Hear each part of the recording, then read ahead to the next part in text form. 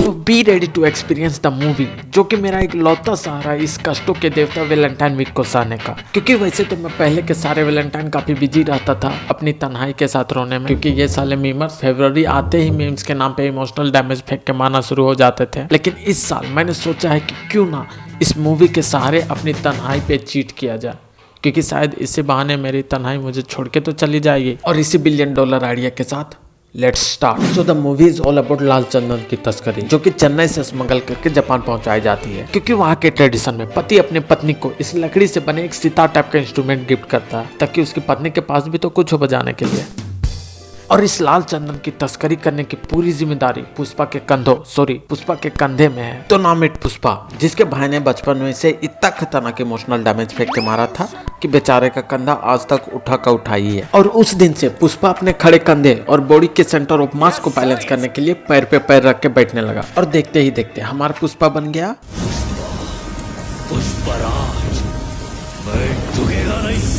So now was the journey of Pushpa, कि कैसे वो एक डेली वेज लेबर से एक फकिंग एपिक स्मगलर बनता है।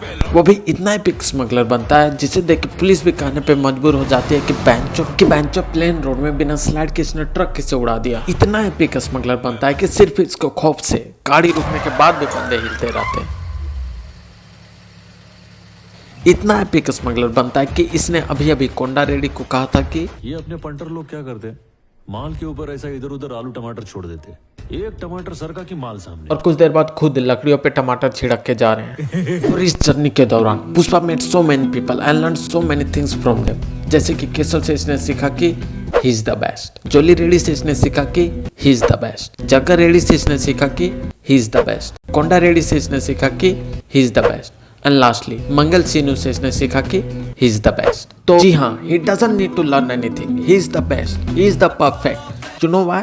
क्योंकि he was born in this world।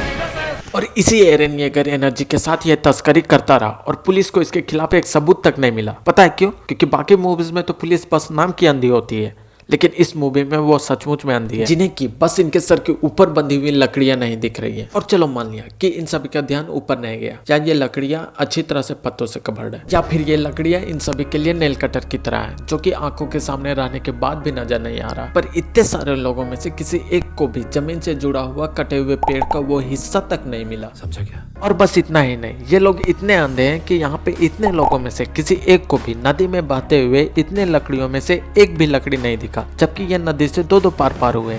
समझा क्या? एंड नाउ आई थिंक कि इन्हें लाल चंदन से कुछ लेना देना ही नहीं है, इन्हें तो जिंदगी में शायद एक ही चीज चाहिए, पुष्पा। क्योंकि यहाँ पे पुष्पा के मिलने के बाद ये लौंडे बस थोड़ा दूर आगे जाके ट्रक ढूंढने तक की कोशिश नहीं की है। और इनकी ये अक्षय कुमार ना मिलने पर कार्तिक आर्यन से काम चलाने वाली हरकतें देखकर मुझे तो अब लगने लगा है कि ये उसी तरह के लौंडे हैं जो कि वैलेंटाइन डे पर लड़कियां ना मिलने पर लड़के बन के लौंडों से मजे लेते हैं। But sadly Pushpa is not that type of लौंडा जो कि किसी भी लड़की का फॉलो रिक्वेस्ट देख के अपना सेल्फ रिस्पेक्ट बेचने को तैयार हो जाए।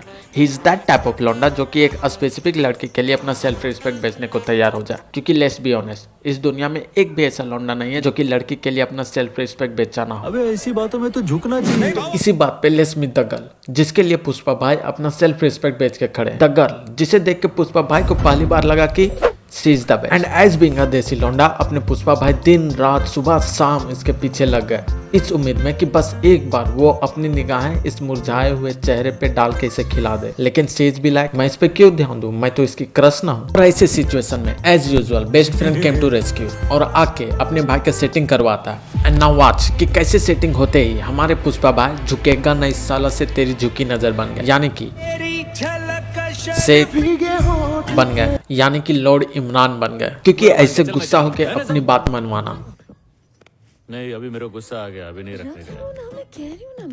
अपने लॉर्ड ही कर सकते हैं, लेकिन खुद लॉर्ड भी हमारे पुष्पा भाई को ज्यादा देर तक अपने वश पे नहीं रख पाए, क्योंकि हमारे पुष्पा भाई बचपन से ही इमोशनल डैमेज के शिकार है। And according to the second law of anime and third law of movies, जिंदगी में इमोशनल डैमेज कुछ करे चाहे ना करे, कैरेक्टर डेवलपमेंट हमेशा करता है। राहुल गांधी आपके दिमाग में है, मैंने मार दिया उसको, वो है ही नहीं, मेरे माइंड में है ही नहीं, गया वो। और यही इमोशनल डैमेज कारण था पुष्पराज मुल्लेटी का पुष्पराज और मोर प्रिसाइजली पुष्पेट्रिक बैटमैन बनने का, जो कि सिग्मा का सिंबल नहीं आइकन स्टार है। क्योंकि तुम इनकी कोई भी क्लिप उठा के देख लो, हर एक में पैट्रिक बैटमैन का सिग्मा मीम लग जाएगा। किससे बात कर रहा तेरे को मालूम है क्या? कोंडा रेड्डी गैंग से। पुलिस स्टेशन में तुझे गाड़ दूंगा। मैं मर गया तो माल किधर किससे पूछेगा? कोंडा रेड्डी से। और इसी एमसी एनर्जी के साथ हमारे पुष्पा भाई पूरी मूवी को रूल करते रहे until the real MC arrived, जिसका इंट्रो ही काफी है ये प्रूव करने के लिए कि he is the real boss. नाम क्या है भाई? मनीष। हैं? मनीष है साहब।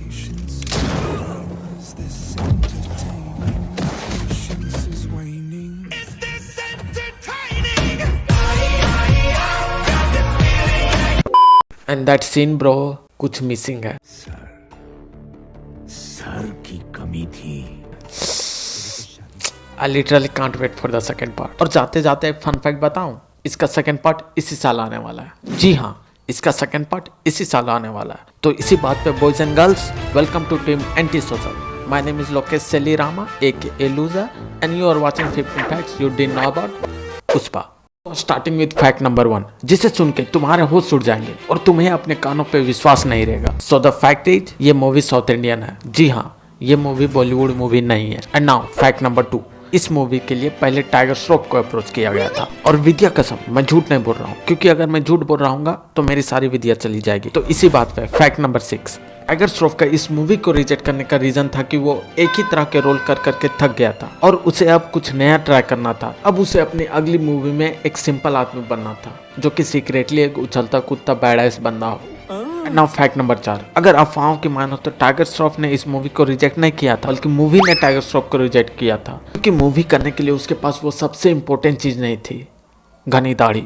एंड नाउ फैक्ट नंबर 9, इस मूवी से अल्लू अर्जुन जी ने अपना नया टाइटल इंट्रोड्यूस किया है, क्योंकि अगर तुम उनकी पिछली मूवी देखोगे तो उनका टाइटल स्टाइलिश स्टार होगा, लेकिन इस मूवी में उन्होंने उसे बदलकर आइकन स्टार किया है। और जी हाँ, मैं एक आधा अच्छे फैक्ट भी बताता हूँ। तो इसी बात पे फैक्ट नंबर 15, ये मूवी मुझे मेरी तन्हाई से पीछा छुड़ाने में बिल्कुल नाकामयाब रही। और मैंने सोचा था कि मैं इस मूवी के सहारे अपनी तन्हाई से दूर भाग जाऊंगा, लेकिन साला ये मेरा पीछा छोड़ने का नाम ही नहीं ले रही है। फ्रैंकली स्पीकिंग, अब ये मुझे तंग करने लगी है। इसलिए पहले ही बोल दे रहा हूँ कि अगर ये वीडियो बोरिंग लगी तो इसमें मेरी कोई गलती नहीं है, सारी गलती मेरी तन्हाई की है। इसलिए कमेंट में मत लिखने लग जाना कि तुम्हें वीडियो बनाना छोड़ देना चाहिए, टाइम वेस्ट कर दिया, ये वीडियो 1 सेकंड का होना चाहिए, वगैरह वगैरह। जो भी गाली देना है मेरी तन्हाई को देना। I'm about to go off like a weapon, fuel to the top, got a filled up engine. In my thoughts, obsession, I will not stop, no, I'm never second guessing.